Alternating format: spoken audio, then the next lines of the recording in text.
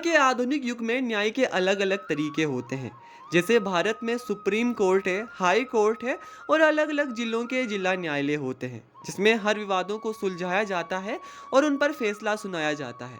पर क्या आपको मालूम है, भारत के उत्तराखंड में इन सब के अलावा न्याय का एक अलग तरीका है। लोगों की अपनी मान्यताएं हैं, अपनी भावनाएं हैं और अपना विश्वास है। लोग न्याय के लिए गोलू देवता के मंदिर में जाते हैं और चिट्ठियों पर अपनी अर्जी लिखकर न्याय की मांग करते हैं और लोगों को उनका न्याय मिलता भी है। आखिर ये गोलू देवता थे कौन और क्यों देश विदेशों में इनको न्याय के देवता के नाम से जानते हैं? ऐसे ही ढेर सारे प्रश्नों पर आज हम चर्चा करेंगे। नमस्कार, मैं सुबोध गुसाई, हिमालयन टॉक्स की खास पेशकश में आपका स्वागत है। ऐतिहासिक रूप से उत्तराखंड के चंपावत क्षेत्र को गोलू देवता का जन्म स्थान माना जाता है। According to folk songs, Golu Devta Chand राजवंश के अंडर राय राजवंश के राजकुमार थे। बट बहुत जगह हमको ये देखने को मिलता है कि इनका राजवंश कत्यूरों के अंडर था।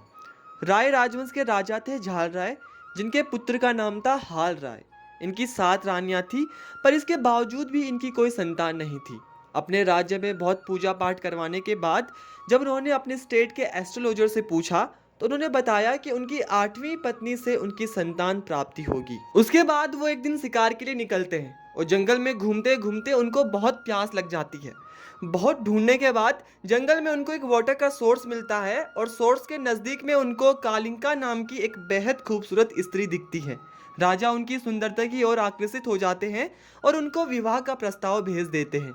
बाद में धार्मिक अनुष्ठानों के साथ दोनों का विवाह संपन्न होता है और राजा अपनी 8वीं रानी के साथ अपने राज्य में रहने लगते हैं।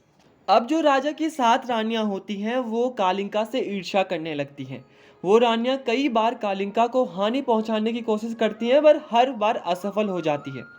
कालिंका गर्भवती होती है। उनके प्रसव के समय राजा शिकार पर गए होते हैं, तो सातों रानियां कालिंका के खिलाफ षड्यंत्र बनाती हैं और प्रसव के समय कालिंका की आंखों पर पट्टी बांध देती हैं, ये कहकर कि उनको ये बुरी नज़रों से बचाएगा। कालिंका एक लड़के को जन्म देती हैं और सातों रानियां उनको ये बताती हैं कि उन्होंने एक सिलबट्टे को जन्म दिया है और नवजात शिशु को लकड़ी के संदूक में रखकर गोरी नदी में फेंक देती है। अब आप लोग सोच सकते हो कि उत्तराखंड में उस समय क्या हालात रहे होंगे। एक माँ को यह कहा जाता है कि उन्होंने एक पीसने वाले पत्थर को जन्म दिया है और माँ मान भी जाती है। खैर, सौभाग्यवश एक मछुआरा जो कि मछली मार रहा था, उसको ये बक्सा मिलता है। उसने संदूक खोला और उसके अंदर एक बच्चे को देखकर बहुत खुश हुआ। परंपराओं के अनुसार क्योंकि वह बच्चा गोरी नदी में पाया गया था, इसलिए उसका नाम गोरिया रखा गया। धीरे धीरे यह नाम पहले गोरला और फिर गोला के रूप में परिवर्तित हो गया। जब हाल राय घर वापस आए तो उन्हें बताया गया कि कालिंका ने एक सिलबट्टे को जन्म दिया है। राजा इतना नाखुश हुआ कि उसने रानी को निर्वासित कर दिया। जब गोला बड़ा हुआ तो उसके पालक पिता ने उसको सारी दास्तानें सुनाई। गोला ने अन्याय के खिलाफ उठ खड़े होने की शपथ ली और अवसर की खोज करने लगा।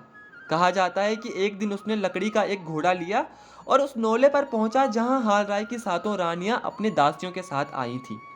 उसने लकड़ी के घोड़े का मुंह पानी में लगाया और उसे पानी पीने के लिए कहने लगा।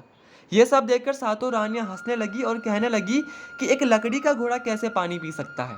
गोला ने जवाब दिया कि यदि एक स्त्री सिलबट्टे को जन्म दे सकती है तो लकड़ी का घोड़ा भी पानी पी सकता है।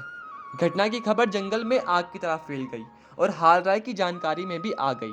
तब गोला ने उन्हें ये मनवा लिया कि उनकी सातों रानियों ने उनके विरुद्ध षड्यंत्र रचा था। राजा ने तुरंत रानियों के खिलाफ कार्यवाही की और गोलू को राजा घोषित कर दिया। उनकी माता का सम्मान भी उन्हें वापस मिला और उनको राजभवन बुला दिया गया। इसके बाद गोला ने चंद सेना के सेनापति के रूप में कार्य किया और उनकी एकता और लोकप्रियता में वृद्धि की। वो एक वीर योद्धा थे। उन्होंने कई विजयों में कुमाऊं की सेना का नेतृत्व किया। वो एक बहुत अच्छे घुड़सवार भी थे। ये विश्वास किया जाता है कि नेपालियों के विरुद्ध एक युद्ध में गोला मारे गए। उन्होंने अपना संपूर्ण जीवन लोकहित में दिया। उन्होंने एक देवता समान शक्ति का स्वरूप प्राप्त किया और कुमाऊनियों ने उनकी पूजा आरंभ कर दी। तब से आज तक लोग इन्हें देश विदेशों में न्याय के देवता के रूप में पूजते हैं। उत्तराखंड में बहुत जगहों पर इनके मंदिर हैं, पर जो इनका सबसे पॉपुलर टेम्पल है वो है चितई गोलू देवता मंदिर अल्मोड़ा, जहां पर लोग सालों से अदालतों पर चल रहे मुकदमों को या अपनी मन्नतों को स्टाम्प पेपर पर या सादे पेपर पर लिखकर मंदिर के परिसर पर टंगा देते हैं। यहाँ पर लोगों को एक अलग शक्ति का अनुभव होता है। लोगों को उनका न्याय मिलने पर और उनकी मन्नत पूरी होने पर चितई गोलू देवता मंदिर में घंटियां चढ़ाई जाती है। गढ़वाल क्षेत्र में गोलू देवता को गोरिल देवता के नाम से जानते हैं। आशा है कि गोलू देवता आप सभी की मन्नतें पूरी करे। मिलते हैं एक ऐसे ही वीडियो के साथ। वीडियो पसंद आए वीडियो को लाइक कीजिए, शेयर कीजिए एंड कमेंट कीजिए। और अगर आप हमारे चैनल हिमालयन टॉक्स पर पहली बार आए हो तो हमारे चैनल को सब्सक्राइब करना ना भूलें। धन्यवाद।